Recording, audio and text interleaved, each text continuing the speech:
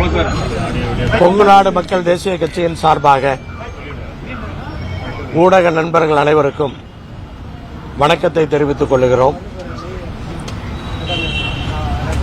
திராவிட முன்னேற்ற கழகத்தின் தலைமையிலான கூட்டணியில் தொடர்ந்து 2016ஆம் ஆண்டிலிருந்து கொங்கு நாடு மக்கள் தேசிய கட்சி இடம்பெற்றிருக்கிறது. வருகிற சட்டமன்ற தேர்தலிலும் கூட்டணியிலே இருந்து போட்டியிடுகிறோம் என்பதை நாங்கள் உறுதி செய்திருக்கின்றோம்.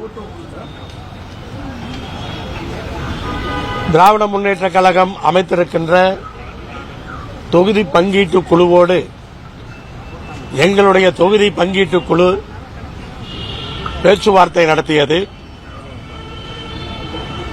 எங்களுடைய தரப்பிலிருந்து கொங்கு மண்டலத்திலே இந்த முறை பெருவாரியான தொகுதிகளிலே வெற்றி பெற வேண்டும் என்று பல்வேறு கருத்துக்களை பகிர்ந்து கொண்டோம். திராவிட முன்னேற்ற கழகத்தினுடைய தொகுதி பங்கீட்டு குழு இந்த தேர்தலிலே இப்போது இருக்கிற சூழ்நிலைகளை எடுத்துச் சொன்னார்கள். பல்வேறு புதிய கட்சிகள் இடம்பெற்றிருக்கின்றன. 2021 இருந்ததை விட புதிதாக கட்சிகள் வந்திருக்கிற காரணத்தினால் அதற்கு தகுந்தாற்போல எல்லா கட்சிகளும் தொகுதிகளை முடிந்த அளவு குறைத்துக் கொள்ள வேண்டும் என்ற அந்த விஷயத்தை எங்களோடு பகிர்ந்து கொண்டார்கள்.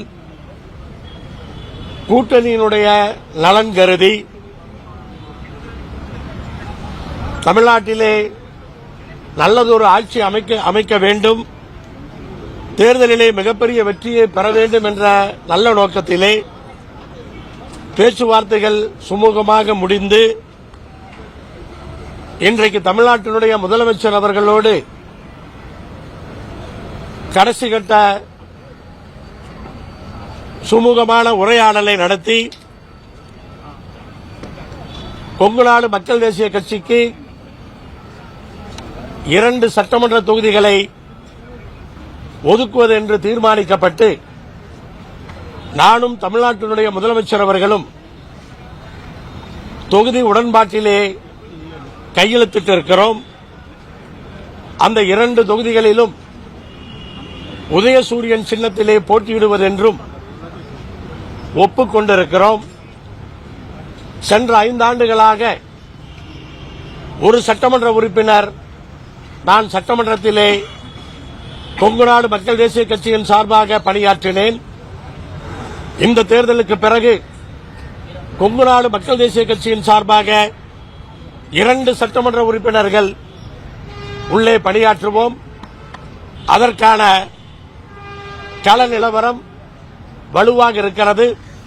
அதில் 2 சட்டமன்ற உறுப்பினர்களோடு சட்டமன்றத்திலே 2026 தேர்தலுக்கு பிறகு செல்வதற்கான அந்த வாய்ப்புகள் பிரகாசமாக இருக்கும் பொழுது அதை எதிர்பார்த்து நம்பிக்கையோடு நாங்கள் தேர்தலை சந்திக்க இருக்கின்றோம். அது பின்னாடி தானே வரும்.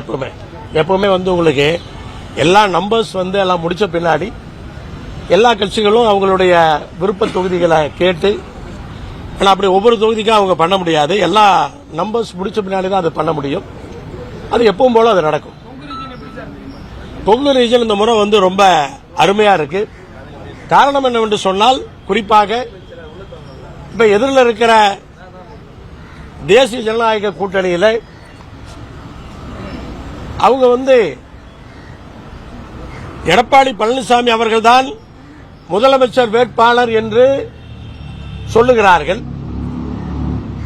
ஆனால் பாரதத்தின் பிரதமரோ உள்துறை அமைச்சரோ அல்லது கூட்டணியில் இருக்கிற அன்புமணி அவர்களோ டிடிவி தினகரன் அவர்களோ எந்த ஒரு மேடையிலும் அல்லது பத்திரிகையாளர் முன்பும் எடப்பாடி பழனிசாமி அவர்களுடைய ஆட்சி மிக நன்றாக இருந்தது என்று ஒரு இடத்தில் கூட சொல்லவில்லை.